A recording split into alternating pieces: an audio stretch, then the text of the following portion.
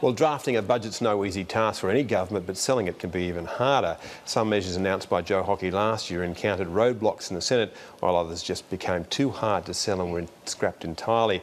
Will this year be different? Let's find out. I'm joined by Independent Senator Nick Xenophon, Liberal Democratic Senator David Leyonhjelm and Independent Senator Jackie Lambie. Thank you all for coming along. Thank you. Nick Xenophon, I'll start with you. What do you like and dislike about this budget? Well, I think the government has retreated from some of their harsher measures. I like the small business concessions. I think that will be good in terms of jobs growth. I think it will. Small business is an engine driver of economic growth. I'm very deeply concerned that there's no commitment yet to build the submarines here in Australia. That's a huge issue in my home state of South Australia, with national implications for shipbuilding, particularly in Victoria and New South Wales. And I don't quite understand why the government is prepared to spend $5 billion to develop Northern Australia, a Northern Infrastructure Fund, which I don't have an issue with as much as such, but it seems that the southern states, particularly Victoria, South Australia and Tasmania, may well be left behind with looming job losses in the auto sector, so they are real concerns of mine. David Leyonhjelm, Liberal Democrat, I'm assuming you think the government's spending way too much money. Indeed, taxing too much as well. This is, well, we're a low tax, low spending party.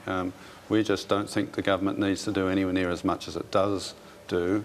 And overall, I suppose you could say, well, the least you could do is not load future generations, the younger people, with debt that has to be paid off, especially when it's not being used to build infrastructure, bridges and roads and airports and things like that. But that's what's going on at the moment. We're really not going to get back into surplus anywhere near quick enough. They're forecasting 2019-20 before the budget returns to surplus, and even that is quite unbelievable. There's way too many assumptions involved in that, and they're just not achievable. Jackie Lambie? Look, I love the small business measures. However, he's going to spoil it if he doesn't leave the family tax B in, because a lot of that family tax B, it's for lower income families, and they spend it in their local communities in small business. So I think that unless he leaves that family tax B in there, there's going to be a problem with that. I didn't see anything on higher education. So that I found that quite daunting. I think it's very important that we educate our kids for the future. And, you know, I think that there's still missed opportunities that we could have saved money. We've got $750 million that we're obviously spending in the Middle East on our ADF. I think we've made my feelings quite clear in that. They need to be home. They need to be home on home soil. We've still got the $5 billion sitting there in asset sales or bribe to the states. They're not taking that up. I think we withdraw that money. We cannot afford to sell off or lease off any more of our assets. And then, of course, the foreign aid budget, they may have cut it down a little bit, but I'll tell you what, when I first came out, I said I wanted 50% cut out of that foreign aid budget, and I want it spent in our own backyard. 40%'s just come out of Indonesia. Do you think that's punishment for what we just saw in Indonesia, Nick Xenophon? I think it was always on the cards. I have a different view on foreign aid. I think foreign aid builds alliances with the region. Those countries that are lifted out of poverty become our future trading partners. There's an economic benefit for us in the longer term, but also in terms of being good citizens in the region, I think foreign aid is important. Can I just see if we can establish any kind of baseline for agreement here among three very different people? Do you or do you not believe that the government actually does have to reduce its spending over time, or that we might face, if we don't face one now, we may very well face a crisis of financing in the future, Jackie? Oh, absolutely I do. And, you know, there's... And doesn't that mean you need to cut spending? Well, what it means is we need to work out how we're going to make more money. Now, I've put through a financial transactions tax. That could raise anywhere to well over $10 billion in the forward estimates, except trying to get the Liberal Party to sit down and talk to me about that.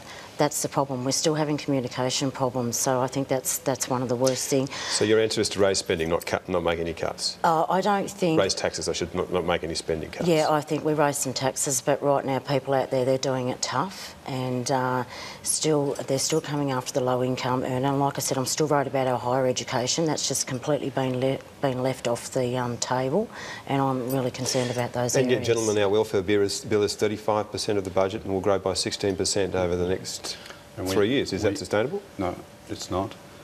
And we will be more in debt now than we've been since these budget figures started being kept, since 1970, with the exception of Keating's last year. So the Howard government inherited a significant debt, paid it off with Costello as the Treasurer. we're now back to that situation where just as bad as we are there now, and what we don't have now is the equivalent of a Costello to pay it back. So we have got a growing, significant debt problem, and I disagree with Jackie in that I don't think it's a revenue problem, it's a spending problem. But can I also point out that we won't return to surplus unless the government allows bracket creep to creep up the tax revenue. I've read the budget papers. The only way we will return to surplus under the scenario that is in the budget papers is by leaving the income tax alone. So can I just say, one thing I think we probably do agree on is that the assumptions made in the budget about a return to surplus are, to paraphrase the Yes Minister, courageous ones. There's no way that we'll get there. They are rubbery figures. I think we'd agree on that. Yes, right. And without being cruel to Joe Hockey, this is an improvement on last year's budget from my point of view, but it's still a case of close but no cigar. It really is a case where this budget doesn't tackle some of the fundamental issues. There is an existential crisis in the West. Ageing populations, reduced revenue. We need to be smarter. We need to reinvent government. How do you deliver more with less, in a sense? But also the iron ore prices. Last week I spoke to Andrew Forrest. I think he's got something in it in what he said about whether the iron ore price has been forced down as a result of market behaviour. That's why I'm pushing for a Senate inquiry on that whole issue. Okay, so surely the government's going to come to you and ask you about the package that you've just seen tonight. There are really just two elements of it. One is a business package and a jobs package. The other one is the childcare package. But Jackie Lambie, to get that childcare package through, they'll say, well, you've got to give us some money, and that money comes by way of cutting family tax benefit Part B. Yeah, no, that's rubbish, and it's like, I just think that that's absolute rubbish. But I just wanted to pick up a point what you said about Howard there. The reason that they were able to bring the surplus back to a surplus when Howard was in was because he sold nearly $50 billion worth of Australian assets. We've got hardly anything left to sell. So I don't think that's the way. Australian Rail Track Corporation, whoopee. Yeah, so... That's $4 billion. It's, I suppose a billion here, a billion there, pretty soon you talk about real money. I think what we have here is a Dr Jekyll and Mr Hyde budget, I'm calling it, because I'm not sure... I'm not sure which one of them I'm supposed to deal with. I mean, here only 10 months ago they were saying we're in a budget emergency, businesses nearly had to close their doors, phones stopped ringing. I mean, they put it in a budget emergency themselves with the way they did things last year, so they've gone from being really hardcore to nearly Kleenex material. Pull in your belt to borrow and spend, it's what the Treasurer is saying, but I just want to get a view from you too on the childcare package. Are you prepared to negotiate with Joe Hockey on where he gets the money, or Scott Morrison in this instance, to fund that childcare package? Well, I supported the family tax benefit wind back that they brought to the Senate last time, and I would again. I think it's legitimate that when kids reach 6, they go to school. We don't have to start handing over money to them just because they've got kids. So I'm happy to wind back family tax benefits. The childcare, my argument is no more money needs to be spent on childcare so long as it is excessively regulated.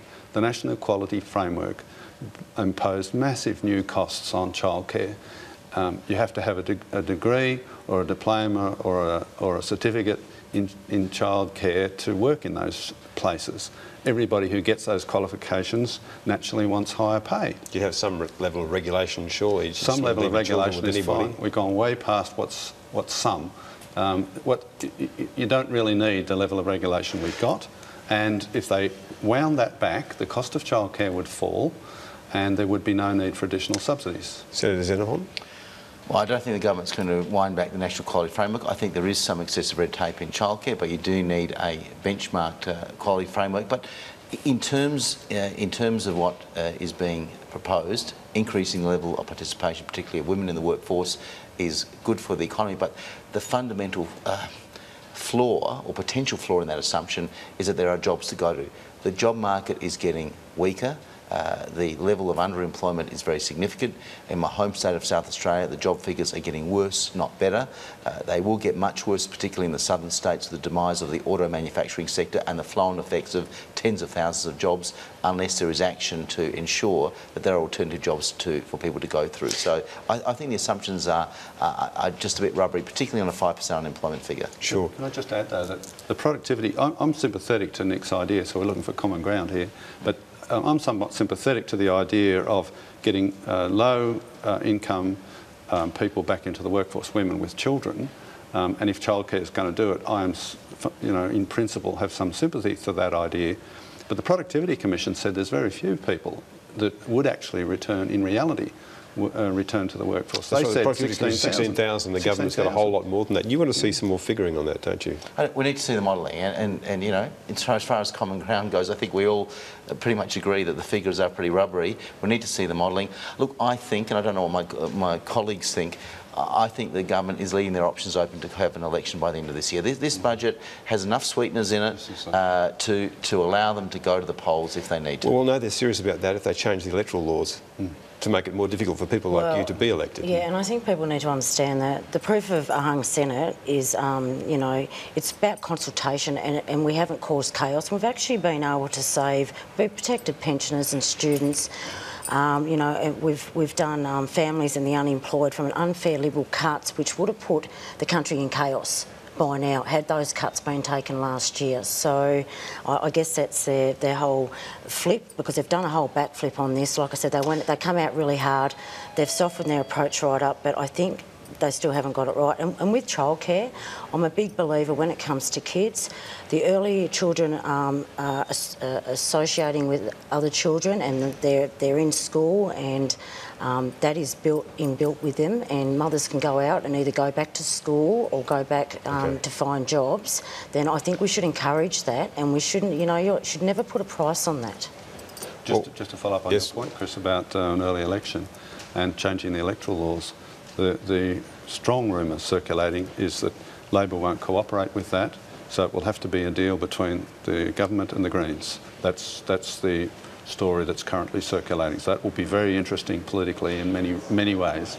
We'll prosecute and find it out. David Lionhelm, Nick Xenophon, Jackie Lambie, thank you very much for being along this evening.